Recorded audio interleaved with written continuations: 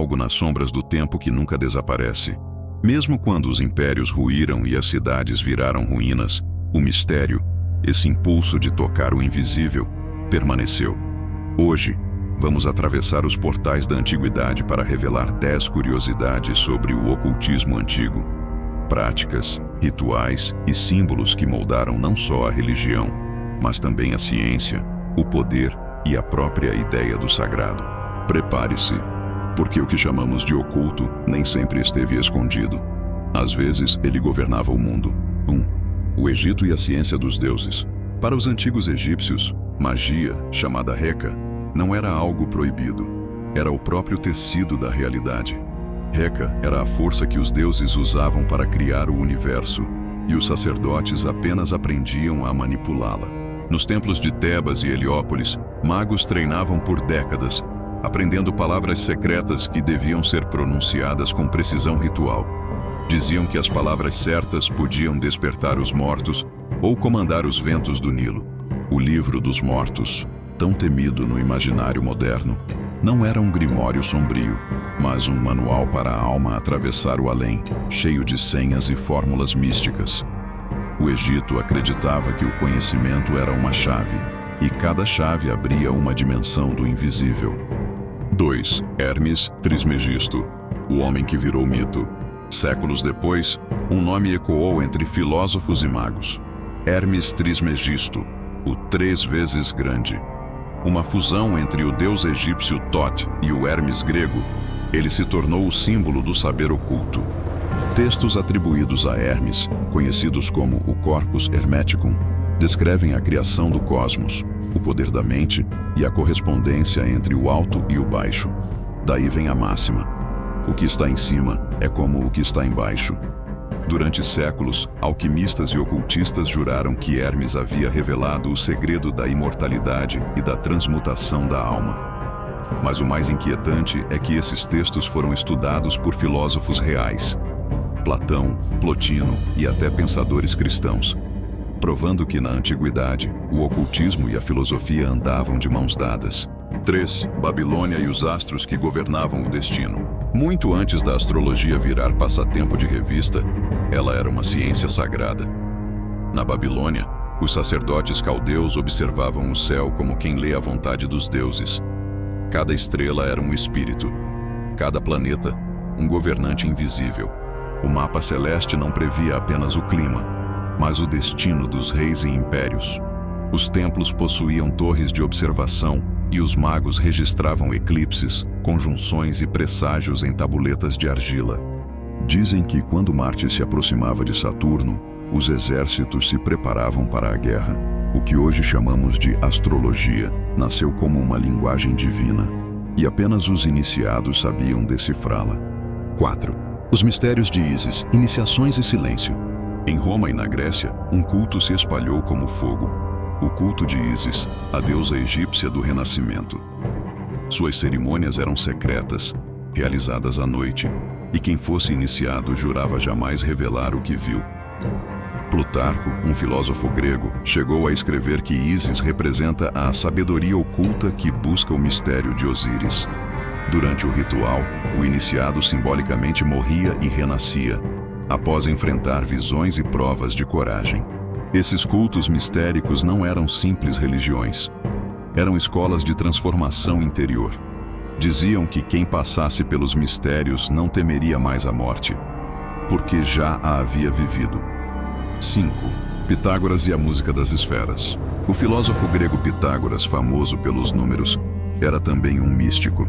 Acreditava que o universo inteiro vibrava em harmonia e que tudo, das pedras aos planetas, emitia sons imperceptíveis.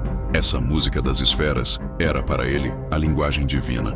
Os números não serviam apenas para medir, mas para revelar o ritmo secreto do cosmos.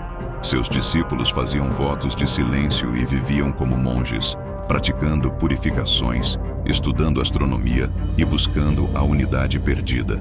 Para Pitágoras, a matemática era uma escada para Deus, e cada equação, um feitiço racional. 6. Oráculos e o poder da voz divina. Na Grécia, o ocultismo falava através de bocas humanas. O mais famoso deles, o oráculo de Delfos. Lá, uma sacerdotisa chamada Pítia inalava vapores sagrados e entrava em transe, murmurando palavras enigmáticas que eram interpretadas pelos sacerdotes. Reis, generais e filósofos viajavam dias para ouvir uma frase que podia decidir o destino de uma guerra. Os gregos acreditavam que Apolo falava através dela. E, curiosamente, estudos modernos mostram que o templo foi construído sobre fendas que liberavam gases alucinógenos. A fronteira entre visão espiritual e fenômeno físico sempre foi tênue.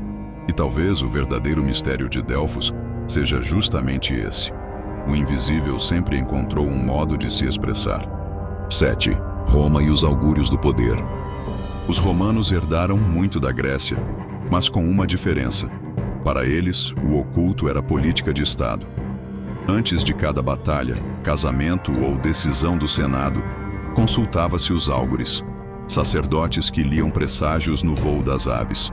As entranhas de animais sacrificados eram examinadas em busca de sinais dos deuses. E se o presságio fosse ruim, até imperadores suspendiam seus planos. Roma acreditava que o poder sem o favor divino era um suicídio. Assim, a adivinhação se tornou parte da máquina imperial, uma ponte entre a vontade humana e a do invisível. 8. Os Grimórios Perdidos da Alexandria. A Biblioteca de Alexandria, destruída em ondas de fogo e guerra, guardava mais do que simples pergaminhos. Textos de alquimia, astrologia e magia eram estudados ao lado da matemática e da filosofia. Lá, acredita-se, existiam livros de rituais egípcios traduzidos para o grego, fórmulas para invocar deuses e tratados sobre como construir autômatos animados. O ocultismo, em Alexandria, não era superstição, era ciência experimental. Quando a biblioteca caiu, parte desse conhecimento foi dispersa e transformada em mitos.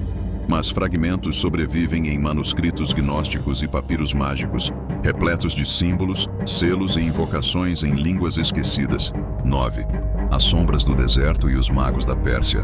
No Oriente, os magos persas, conhecidos como magi, eram sacerdotes de Zaratustra. Eles acreditavam na eterna luta entre luz e trevas, o dualismo que influenciaria todas as religiões posteriores. Esses magos dominavam rituais de purificação, astrologia e manipulação de fogo sagrado. Para eles, o fogo não era apenas elemento, era a presença viva da divindade. Séculos depois, quando os 3 magos aparecem na narrativa cristã visitando o menino Jesus, essa palavra não significa feiticeiros, mas iniciados do Oriente, guardiões de uma sabedoria antiga. O ocultismo persa moldou a ideia ocidental de bem e mal, e talvez sem perceber, o mundo ainda fala a língua deles. 10. O legado invisível. O que une todas essas civilizações é uma crença comum. O visível é apenas uma camada da realidade. Para os antigos, o universo era vivo, vibrante, povoado por forças conscientes. Deuses, espíritos, estrelas e palavras. Tudo estava interligado. O ocultismo não era maligno, era o estudo das leis invisíveis que regem o cosmos. E embora os templos tenham sido destruídos, as fogueiras apagadas e as estátuas quebradas, esse conhecimento nunca desapareceu completamente. Ele apenas mudou de forma. Sobreviveu em símbolos, em livros cifrados, em mitos e nos sonhos daqueles que ainda ousam perguntar. E se houver algo além do que os olhos veem? O ocultismo na história antiga não é apenas um capítulo esquecido. É o testemunho de que a humanidade sempre buscou compreender o invisível e, de alguma forma, ainda busca. E assim, mais um véu foi levantado. As sombras do passado ainda sussurram. E talvez agora você as ouça com outros ouvidos. Se esse mergulho pelas antigas artes ocultas despertou sua curiosidade, deixe seu like para que mais pessoas encontrem este caminho. Escreva nos comentários o que mais te intrigou, ou qual civilização você quer explorar nas próximas trevas da história.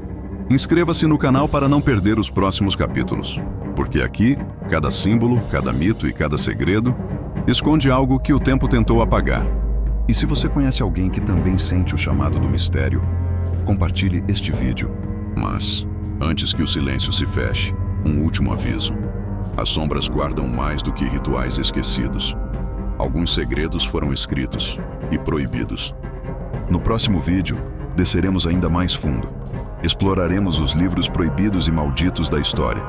Obras que a Igreja tentou apagar, que reinos censuraram e que estudiosos juraram jamais ler à luz do dia.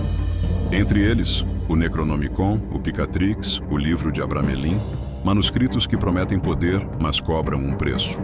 Se você achou que já havia visto o lado oculto da história, espere até abrir o próximo livro. Eu sou o portador da luz, e este foi mais um passo em direção ao desconhecido.